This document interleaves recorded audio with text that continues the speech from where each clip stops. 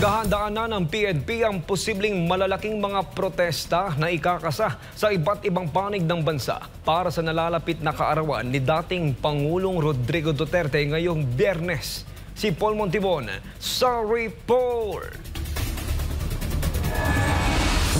Malayo man sa pamilya at sa bansang kanyang kinagisnan, hindi maikakaila na nakatanim na sa puso ng nakararami sa mga Pilipino ang pangalan ni dating Pangulong Rodrigo Duterte. Lalong sumidhi ang emosyon at pagmamahal ng karamihan sa dating Pangulo matapos itong ipagkanulo ng gobyernong Marcos Jr. at ngayon nasa kamay na ng mga dayuhan para sa mga aligasyong laban sa kanya na hindi pa napatutunayan. Sa kanyang nalalapit na kaarawan ngayong Biyernes, Marso 28, inaasahan ang malakihang pagtitipon na gagawin ng iba't ibang grupo na sumusuporta sa dating Pangulo, partikular na sa lungsod ng Davao. Kaugnay nito, abala na ngayon ang PNP sa kanilang ilalatag na puwersa para siguruhing magiging ligtas ang mga dadalo sa mga aktibidad na gagawin para kay Tatay Digong. Tama po, ma'am, yan po yung binigay sa atin na information na prayer rally po ang mangyayari po dyan at we expect po na marami din po ang aatin dyan considering po na taga Davao po yung ating dating Pangulo. On the part of the PNP po ay mag-aantay po tayo ng final na datos po na ibibigay po sa atin ng PSSO po ng Davao City. On that figures po, doon po tayo magbibigay po ng figures po kung ilan po yung ating ide-deploy. But as a normal police procedure po, ay maglalatag po ng kaukulang security coverage po ang Philippine National Police para siguraduhin po ang security and safety po ng lahat po ng aaten dyan po sa activity po na yan.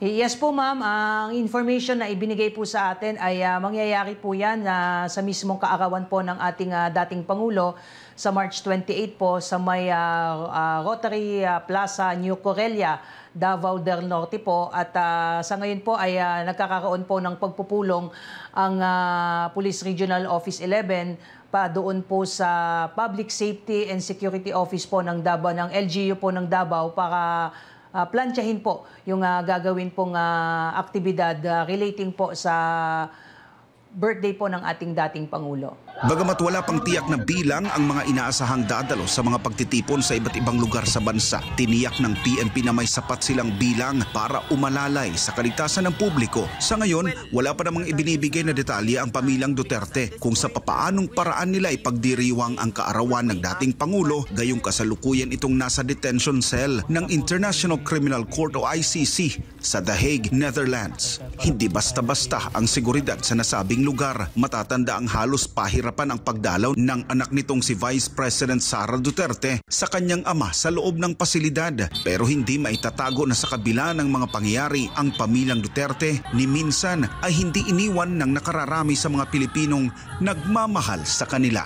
Ang mga taga-Cordillera, malayo man sa kanila si Tatay Digong, hindi naman nila makalimutang magpaabot ng kanilang pasasalamat at pagbati sa itinuring nilang pinakamagaling na pinuno ng bansa sa kanyang nalalapit na kaarawan. Kasabay ito ng kanilang inorganisang Unity Walk at Prayer Rally sa Baguio City bilang pakikisimpatya sa dating Pangulo.